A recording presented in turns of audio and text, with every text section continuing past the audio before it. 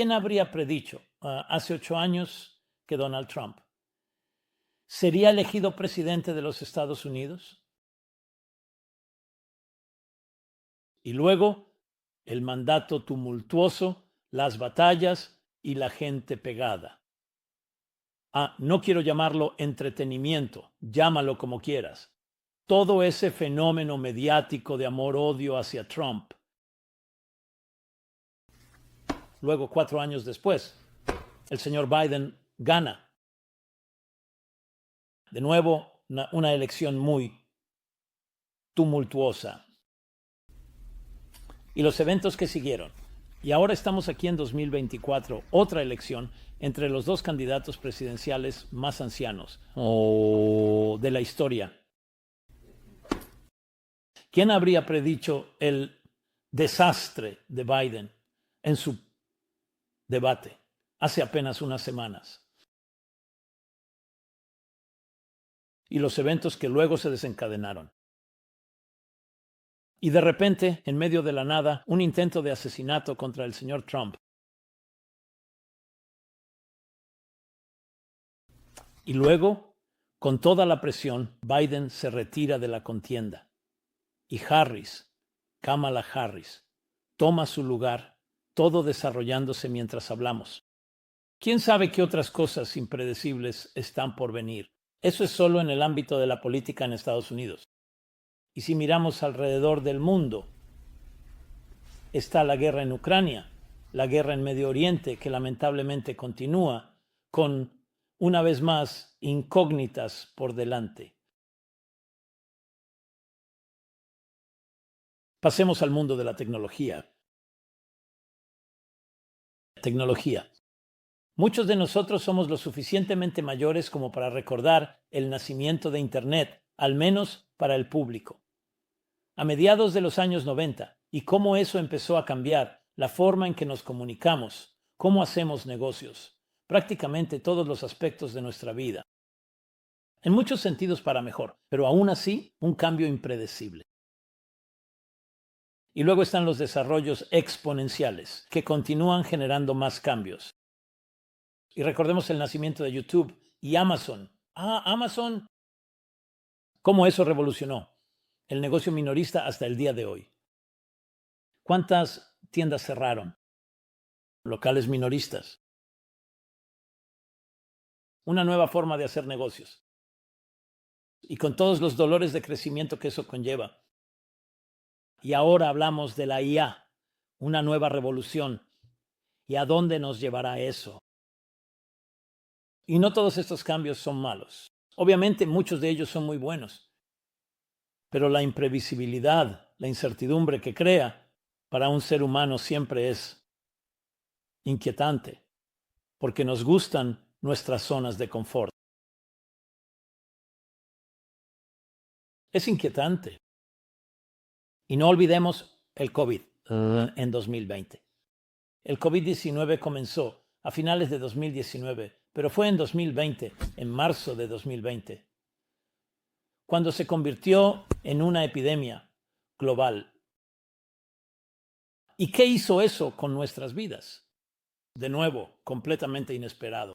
Nadie lo esperaba. Y la disrupción que creó. Sí, muchas cosas pueden haber vuelto a la normalidad, pero hay muchos cambios que son bastante permanentes. En la forma en que trabajamos sobre el trabajo desde casa y la comunicación. Industrias diferentes que surgieron a raíz de esto, industrias diferentes que cayeron. Y aún seguimos en la estela de los efectos posteriores.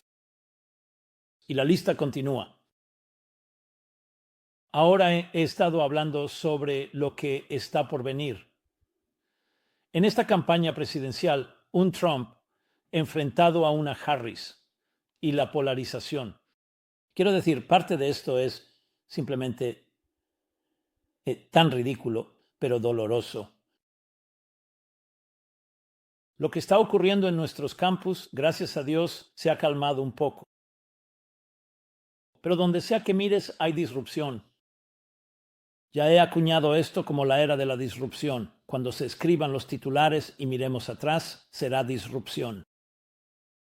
Ahora, disrupción Suena muy negativo, al igual que la incertidumbre. Como dije, nos incomoda a todos porque nos gusta la previsibilidad. Queremos saber qué viene mañana. No, queremos sorpresas. Y sin embargo, ocurren. Y en nuestro caso, con la tecnología, todo se amplifica. Así que cualquier incertidumbre ahora se convierte en incertidumbre colectiva.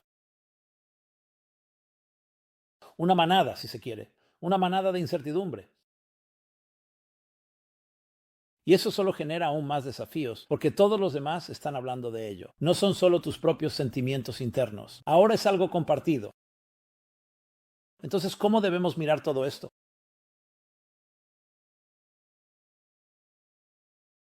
Y como titulamos esta clase, ¿es este un punto de inflexión en la historia? ¿Estamos en un punto de inflexión en la historia?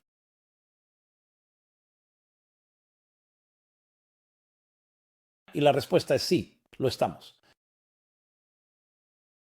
Y siempre es mejor verlo venir que no verlo venir. Así que puedes ver la disrupción y la incertidumbre como algo negativo. ¿Sabes? Estoy cómodo y de repente me estás diciendo algo que no sé y no sé qué va a hacer ni qué va a pasar mañana. O puedes dar un paso atrás y quizás soltar un poco tu necesidad de control y decir, déjame, surfear las olas, vamos a navegar. Quizás estos sean signos de un nuevo orden mundial. ¿Y qué puede hacer esto por mí? ¿Y qué puedo hacer yo para ser parte de ello? Para que se desarrolle de una manera saludable. Así que en lugar de que la disrupción se convierta en miedo e inseguridad, puede transformarse en una oportunidad emocionante, de cambio, y esa es exactamente la manera en que deberíamos ver las cosas en la vida, tanto a nivel personal como colectivo.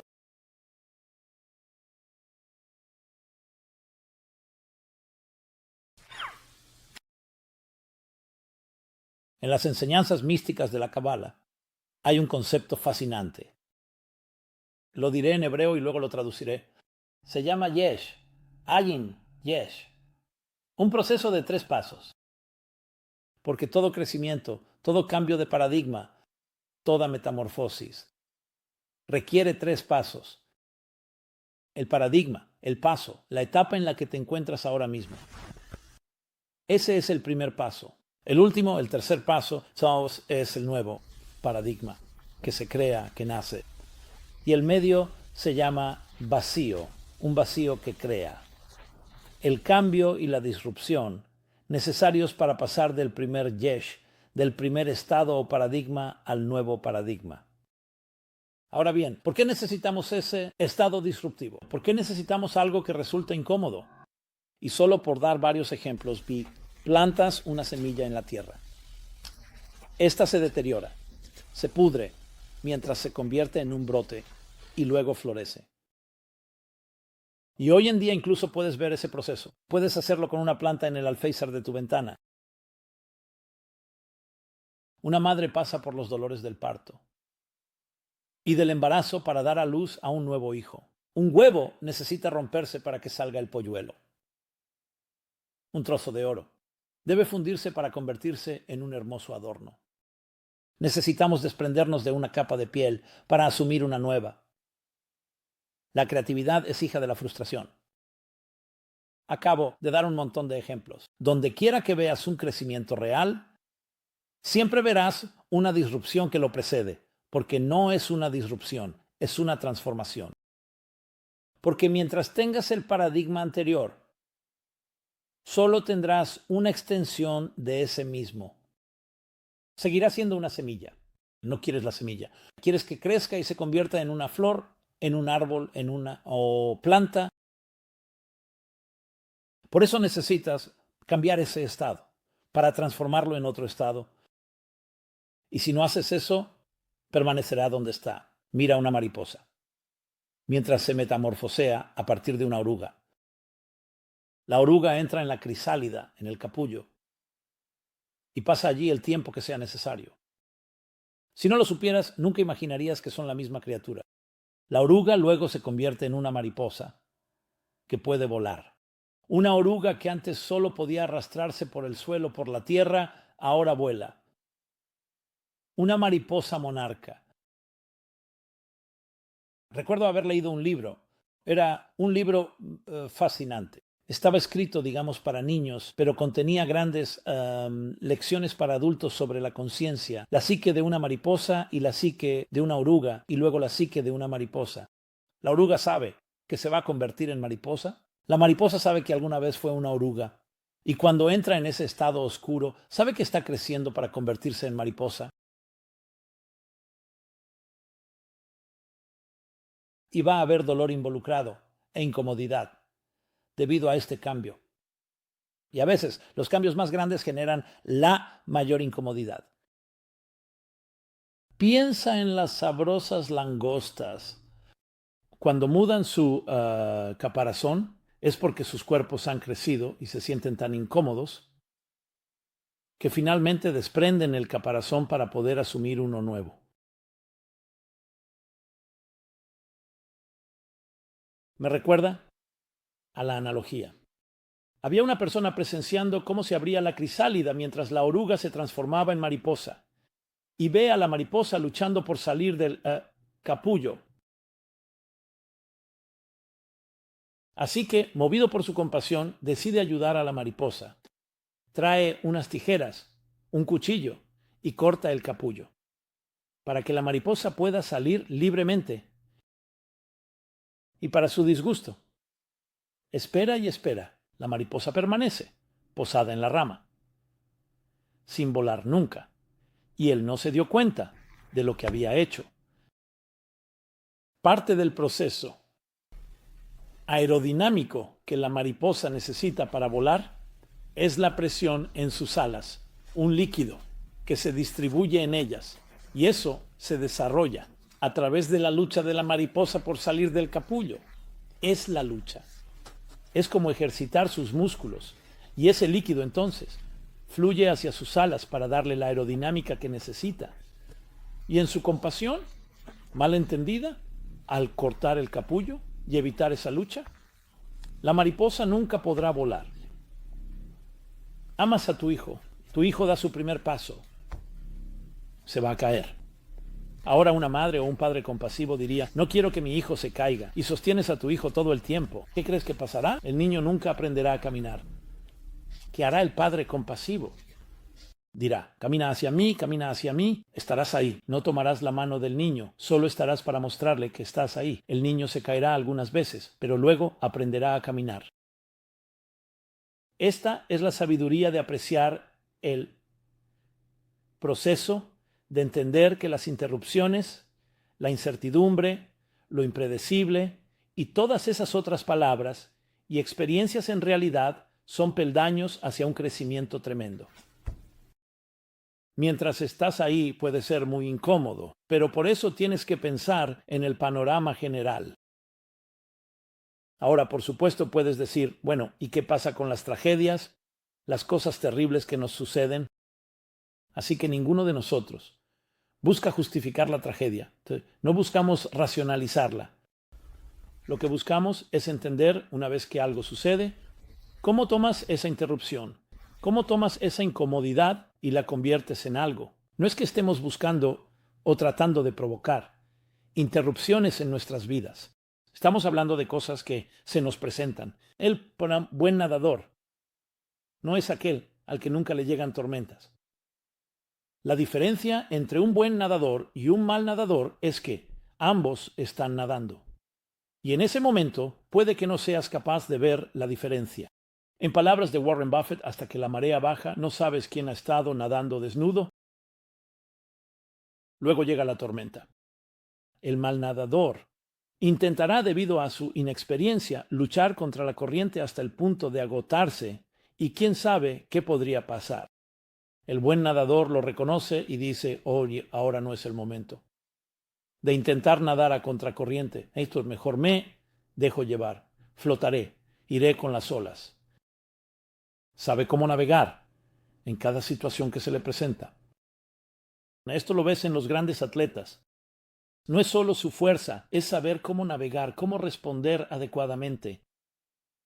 Lo mismo ocurre en la comunicación. No se trata solo de tener tus herramientas, sino de saber cómo ser flexible y cómo navegar las vicisitudes, los giros y vueltas, los altibajos, incluida la incertidumbre. Así que cuando hay una incertidumbre que no puedes combatir, es decir, algo que podrías resolver, por supuesto resuélvelo. Pero si es algo que no puedes resolver, tal vez no deberías intentar resolverlo. Aprende a sobrellevarlo, a atravesarlo. Así es como realmente crecemos. Entonces, cuando miramos el mundo hoy en día, especialmente si sigues las noticias cada minuto, cosa que no recomiendo. De hecho, desaconsejo firmemente que la gente haga eso porque alimenta todas nuestras inseguridades y todo lo que desconocemos y solo infunde miedo en nuestros corazones. Quizás sea bueno para los voyeuristas o tal vez para el entretenimiento, pero ¿desde cuándo el voyeurismo y el entretenimiento son la mejor manera de estimularte? ¿Qué hace la persona sabia? Como dice el Talmud, ¿quién es el sabio? El que ve el nacimiento. Él ve el nacimiento. Él ve las consecuencias, ve los resultados. No se fija en el embarazo, se fija en lo que va a traer. Ve un huevo y sabe que de ahí va a nacer un pollito. Si ve una disrupción, sabe que algo diferente va a surgir.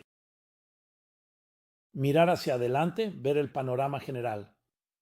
La disrupción en el ámbito político y tecnológico, en el mundo, la economía y tantas otras áreas, es una oportunidad para ver que sí, allí estamos en un punto de inflexión en la historia, o más que nunca.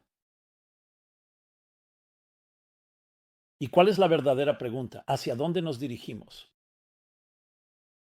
Así que esto no es una predicción, esto se basa en mi comprensión al leer los textos, hacia una revolución espiritual. Porque si piensas en todas las disrupciones, mira, ¿qué tienen todas en común?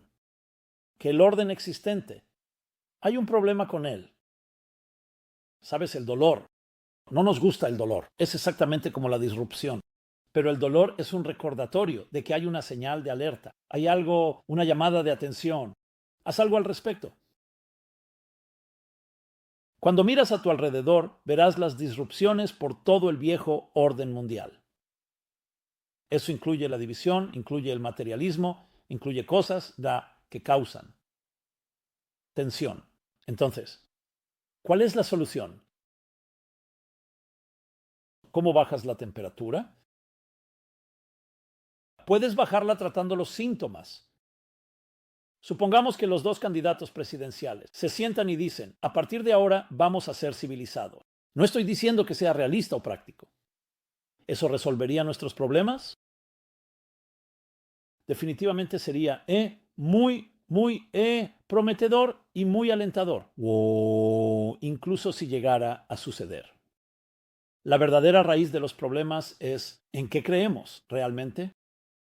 Así que cuando las cosas son cómodas y somos prósperos y exitosos, no nos hacemos esa pregunta.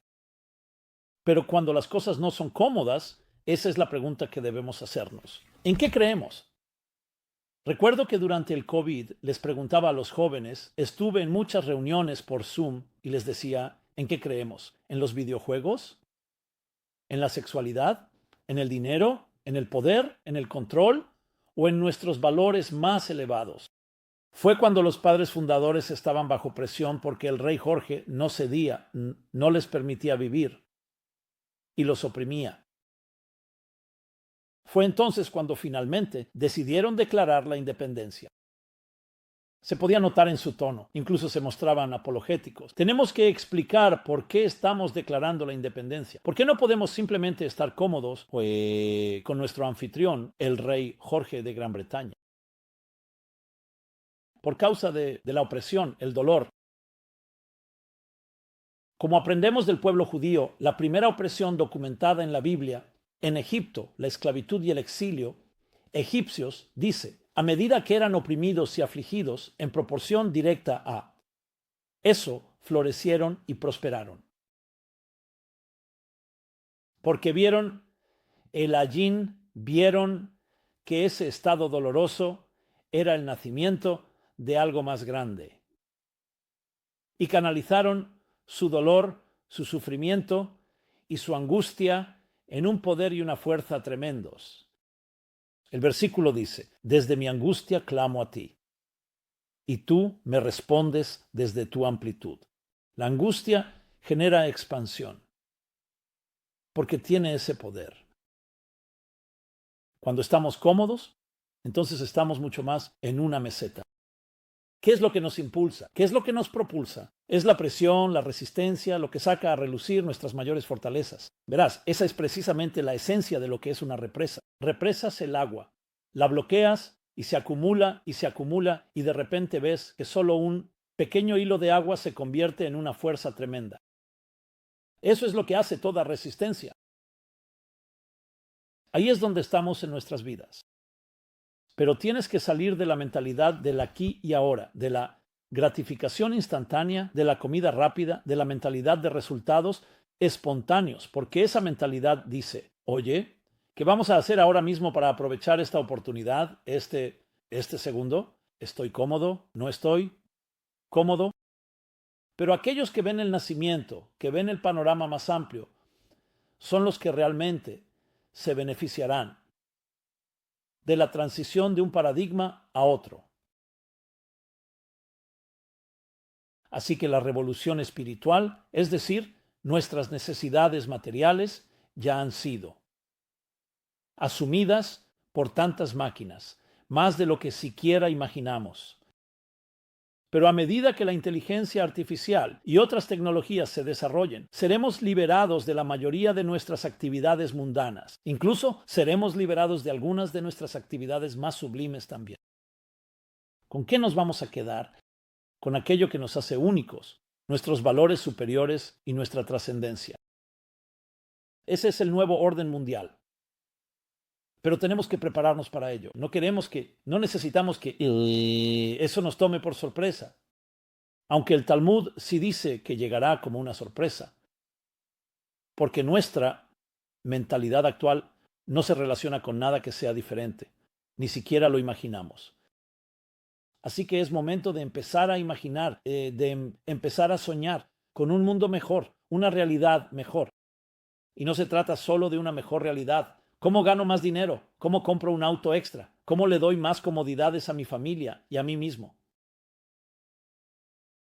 Es establecer una visión espiritual para ti y tu familia.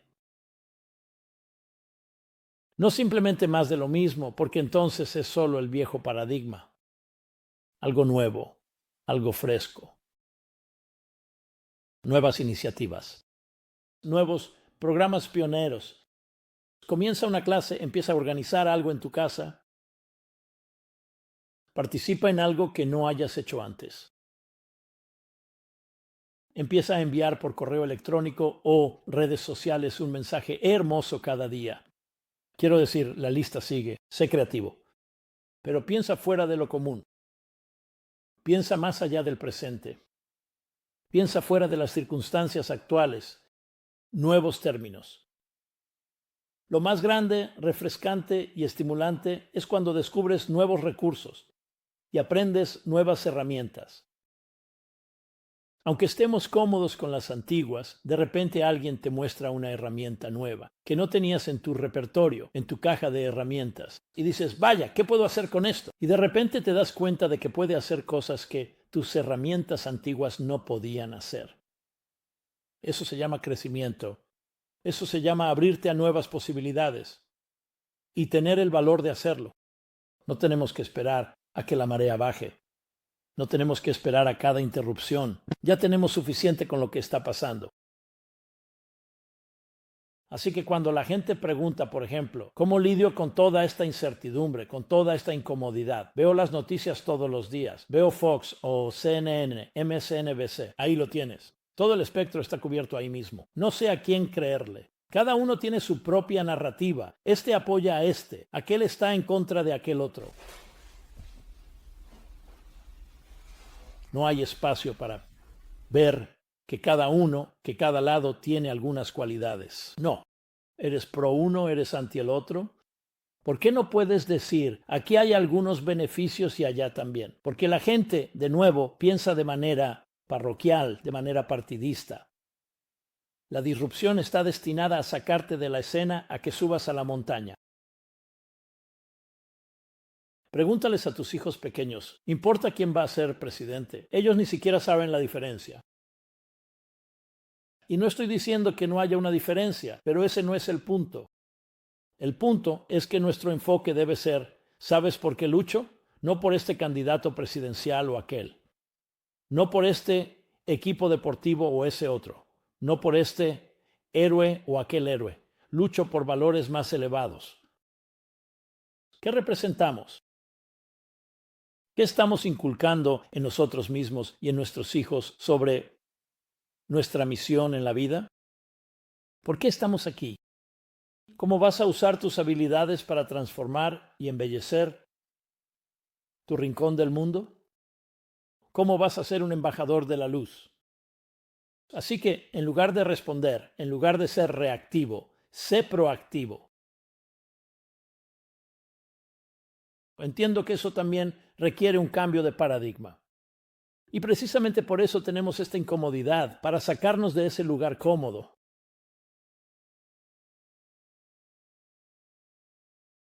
Y esto lo he compartido antes. Recuerdo que de niño aprendí a nadar, Tom, en verano. Teníamos una piscina. A veces estábamos en un lago, en el océano. Entonces decidí, no sé, tenía 8 o 9 años, quiero aprender a tirarme de cabeza. Y vi a algunas personas zambullirse. Me encantaba la elegancia de eso. El salto de cisne, estaba el salto de los nadadores. Aprendí diferentes tipos de clavados. Recuerdo que subí al trampolín muy emocionado. Y me acerqué, listo para saltar, y de repente sentí un miedo tremendo. No podía obligarme a saltar al agua. Y no es que fuera un salto muy alto. Bueno, regresé. Vamos a intentarlo de nuevo. En el trampolín, lo mismo. Me quedé paralizado. Está bien, voy a contar hasta 10. 1, 2, 3, 10. No, voy a contar hasta 100, voy a contar hasta 1000. Ya sabes cómo es eso. Y día tras día en el verano. No podía obligarme a tirarme de cabeza.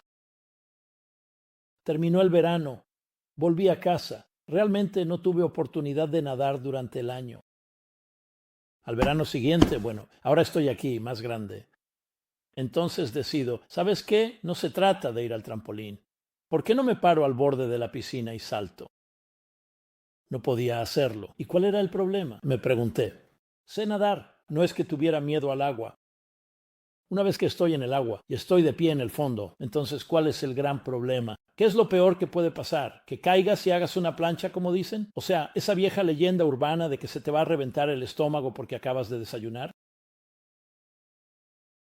¿De qué tenía miedo? Es una cosa si alguien me dice, bueno, tengo miedo al agua. La gente usa la frase, no quiero meterme al agua. Ese no era el problema. Así que decidí, tengo un truco. Me voy a sentar. En vez de estar de pie, me voy a sentar al borde de la piscina y simplemente me dejaré caer. Eso no debería ser difícil. Empecé a contar de nuevo, la cuenta, el mismo problema, hasta que algo sucedió. ¿Sabes qué pasó? Estaba sentado y contando, hombre, y tenía un amigo, Courtenay, que me sacó de mi tortura.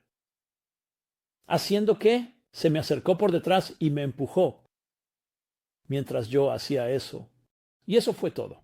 Una vez que me empujaron, oye, y pude pararme y zambullirme, volví al trampolín, aprendí a tirarme de cabeza, de esta manera, de aquella manera. Nunca volví a tener problemas.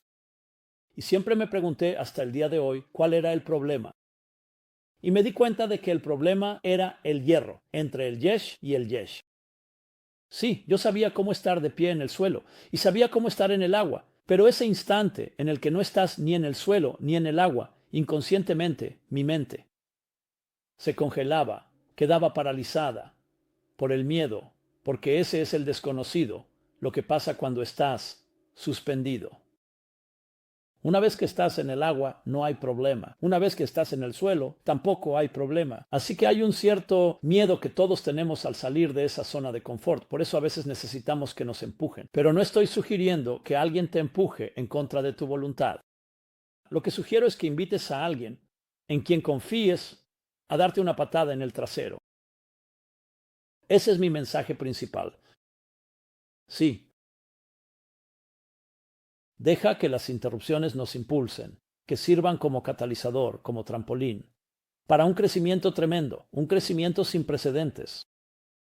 Eso es lo que hacen los plazos. Como escritor, puedo decírtelo. Como orador, si no tienes plazos, si no tienes horarios, seguiré sentado y pensando 20 años después, tal vez de esta manera, tal vez de aquella. Necesitas esa presión. Una aceituna no produce aceite hasta que la presionas. Y eso, amigos míos, es lo que está ocurriendo en nuestros tiempos, la disrupción, la incertidumbre por todas partes.